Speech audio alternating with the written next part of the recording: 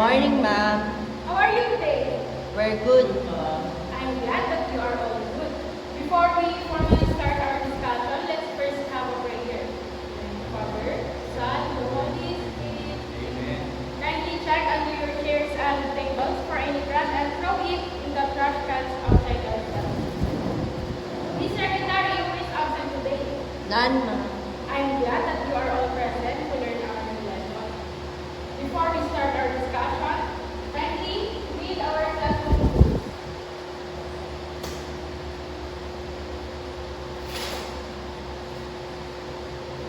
Kindly read it, Mr. Medallia.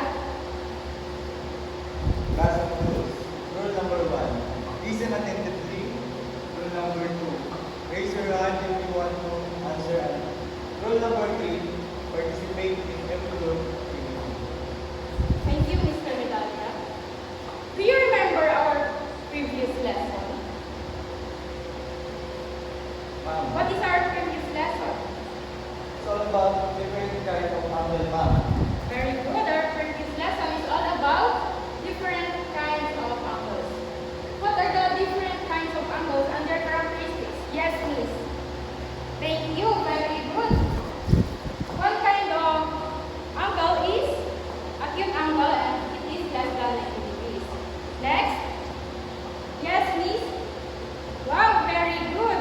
Looks like you remember our previous lesson. Another kind of angle is obtuse angle, which is more than 90 degrees. Another one. Very good. Another kind of angle is a straight line, which is the 180 degrees. And the last one. Yes, ma'am. Very good. The last one is the right angle, and it measures exactly 90 degrees. Before we start our discussion, let's first have an activity. This activity is called angle check. I will give you these signs.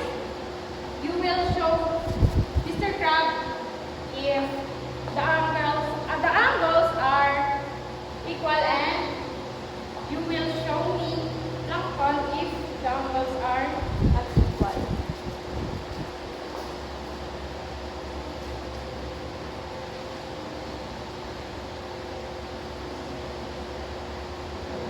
Okay, number one. Very good. All your answers are Mr. Krabs. Ibig sabihin, lahat ng interior angles niya ay equal. Next. Very good.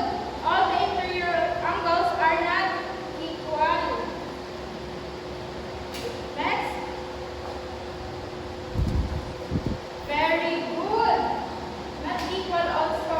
How about this? Very good. It is equal. Next. Wow, ang gagaling naman. Not equal interior angles. Next. Oh, may nagsagot ng Mr. Krabs. Equal ba ang mga interior angles nito? None, ma'am. No. Hindi pare-pareho ang measurement ng mga interior angles. So, the answer will be plankton. Not all interior angles are equal. Next. Yes, very good, Mr. Krabs. Interior angles are equal. How about this? All interior are equal. And the last one? Yes, very good. Not equal ang mga interior. After the activity, what do you think is our lesson today? Yes, very good. Our lesson for today is all about Polygon. polygons. Kindly read our learning objectives, Mr. Rendon. Learning objectives. Justify whether a given shape is a polygon or not. using its defining properties. Next. Illustrate the different polygons. Differentiate between regular and irregular polygons based on their characteristics. Okay, thank you, Mr. Berton. So, my question is, what is a polygon? Kindly read the definition. Yes, please. Thank you. So, a polygon is a closed two-dimensional figure made up of line segments but not curves. Ibig sabihin, they are 2D figures, 2D shapes made up of line segments pero wala silang curves. Just like the figures I showed you a while ago. These are the examples of polygons. May mga curves ba sila? None, ma'am. Wala. Very good. Let's have another activity to check if you really understand the polygons based on its definition. This activity is called Put Me in My Designated Place. Kindly read the instruction, Mr. Medalia. Instruction. Each student will take turns moving to the front. The teacher will call a student on the left, then pick one picture from the box. The student will identify whether the picture is polygon or not. Before the student will place the picture in its correct category or chart. Thank you, Mr. Medalia.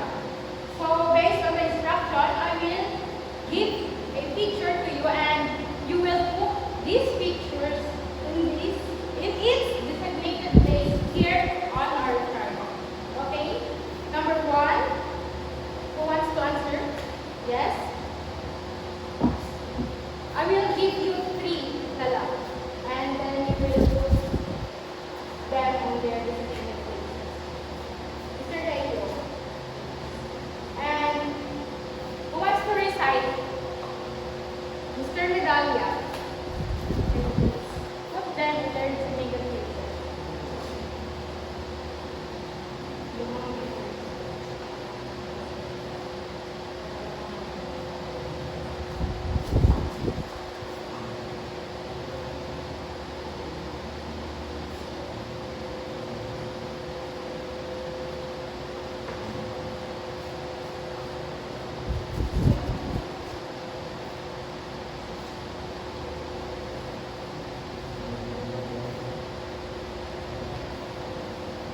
Very good.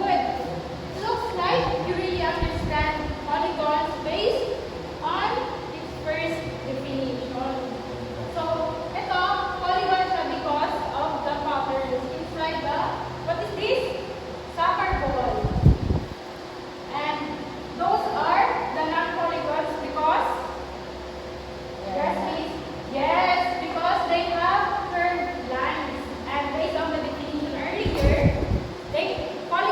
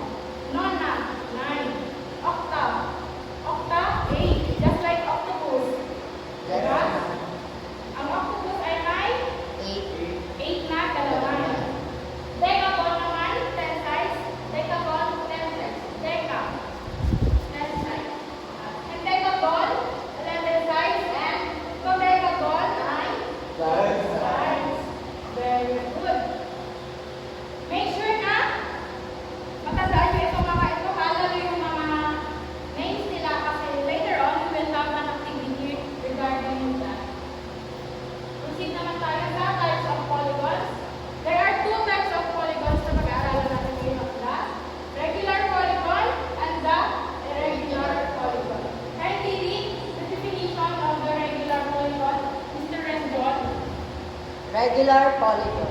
A regular polygon is a polygon in which all the interior angles and sides are equal.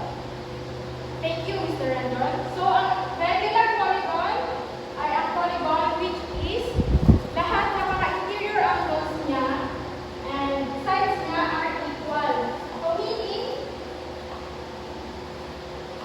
all its interior angles are all equal. And also its sides. The irregular one, can you read, Mr. Medalla? Regular polygon. Regular polygon is a polygon with a different measure of angles and sides. Ang irregular polygon naman ay kabaliktaran ni regular polygon. Ang regular polygon ay may equal na side lengths at interior angles, while the irregular polygon have unequal or different measure of angles and side lengths. So here are the differences of regular and irregular polygons. So ang regular triangle ay ito siya, may equal sides and equal interior angles, while the irregular triangle have unequal sides. Diba? Kapag diba, mas mahaba ito. Kaysa sa rest ng mga sides niya. Regular quadrilateral naman, equal lahat ng sides and angles, and this is the example of irregular quadrilateral. Also have 4 sides and 4 interior angles, but hindi sila equal na measurement. Same with the regular pentagon, irregular hexagon, and irregular heptagon. Let's have another activity. Before we have our activity, can you differentiate regular polygon from irregular polygon?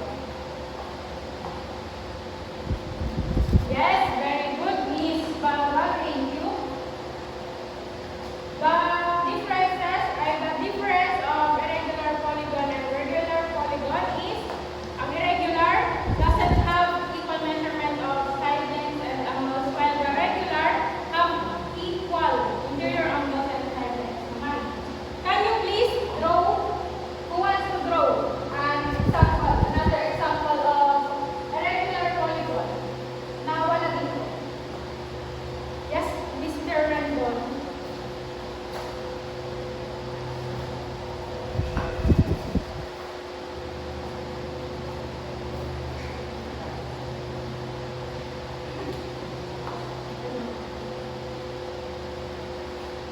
Oh, wait, Mr. Rendon. What shape is this? Trapezoid. At anong pangalan naman ng irregular polygon ito? How many sides? Quadrilateral. Regular triangle. Yes, very good. Thank you, Mr. Rendon. So, I have a question. Is a parallelogram a regular or irregular polygon? Regular po. Yes, very good. It is irregular. Why? Because it's not equal. All their interior angles are not equal. Yes, very good. A parallelogram is not a regular polygon. It is irregular because its interior angles are not equal. Again, what are the classifications of polygons? Yes, Miss? Thank you, Miss. Very good. The classifications of polygons are triangle, quadrilateral, pentagon, heptagon, hexagon, octagon, monogon, decagon, hendecagon, and dodecagon. Very good. Looks like you really listened to our discussion. Because of that, let's have another activity. This activity is called, can you read? Yes, my size. Can you read the instructions, Mr. Medalla? Structure. The class will be divided into 4 groups. Each group will be given a mini whiteboard at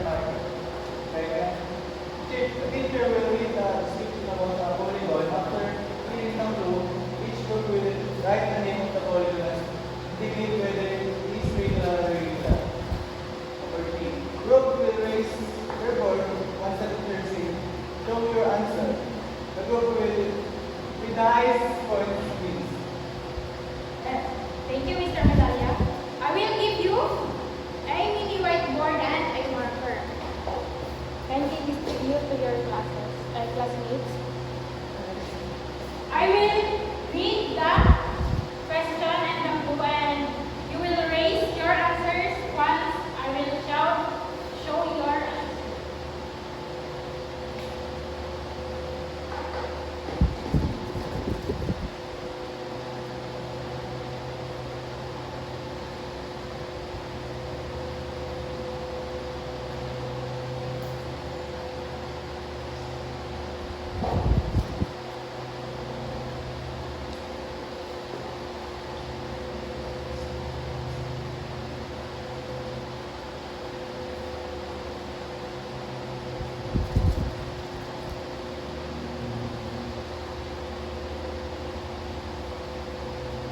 Number one. I am a polygon with three sides.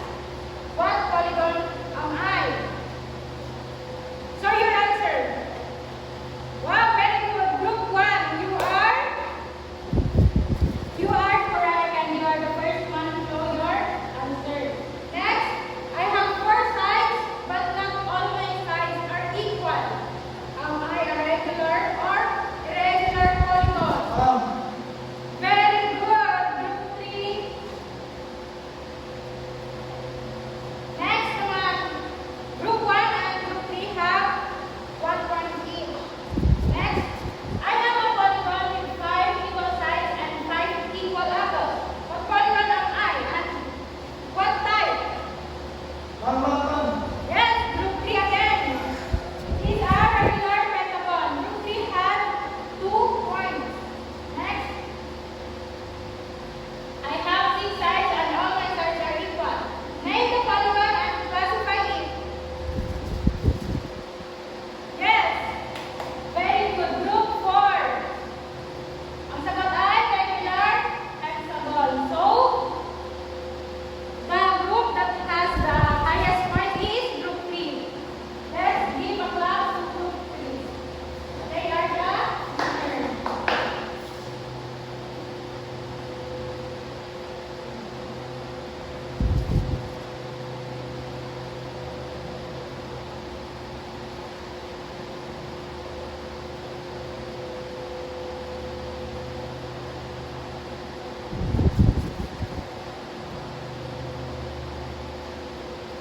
It looks like you really understand our lesson based on the activity kasi nasasagot niyo ng tama yung mga questions and you already know the types and the classifications of polygons. Let's have another activity.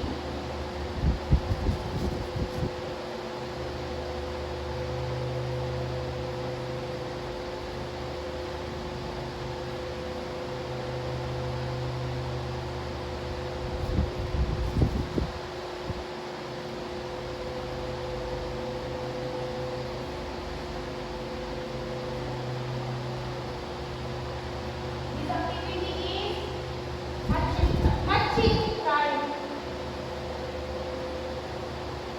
Match the big pieces from column A to its meaning on column B. And draw the figure of the polygon in column C. So, ino-match nyo lang yung column A sa column B, and sa column C naman, you will going to draw the figure of the column B. Are you done, class? Yes, ma'am. Miss Secretary, can you please collect their papers?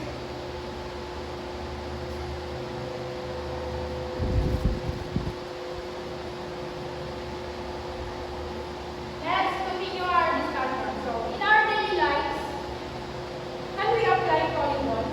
Yes, ma'am. Why is it important to study polygons? Yes, very good. Thank you, Miss. It is important to study polygons so that we can create wonderful buildings. What more? Another answer? More answers? Ma'am.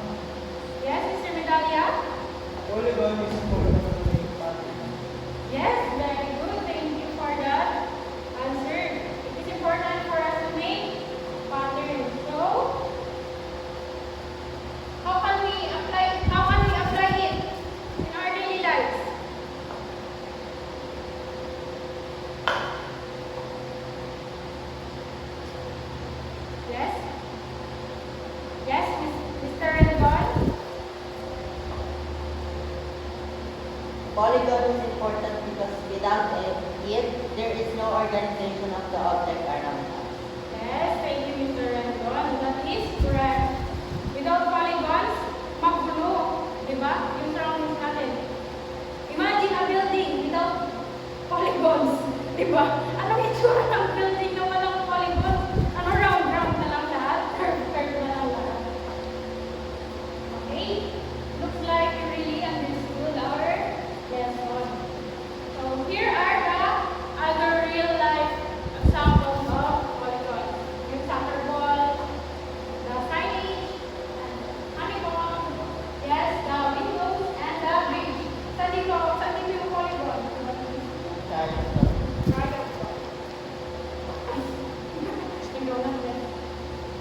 Can you give another real life example of a polygon? Yes? Yung table na. Yes, very good table. What else? Yes, Miss. Very good. Doors. Another example. Napakadami, no?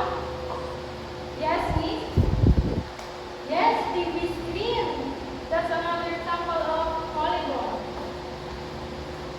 So how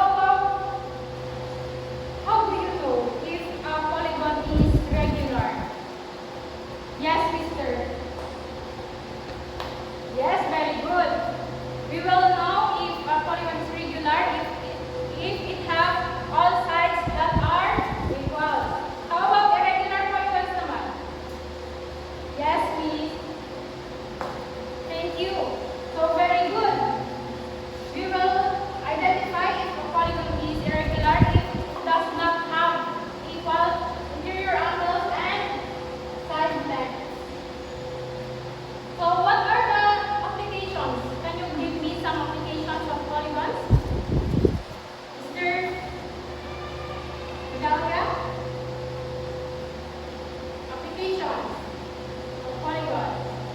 How can we apply polygons in real life? We apply in business map, like making lanterns, figures, etc. Yes, very good. We can apply it in business or training lanterns, fans, and vehicles. So it looks like naiintindihan nyo na talaga. And because of that, let's have a quiz.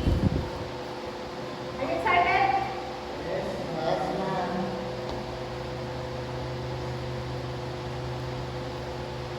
Kindly pass your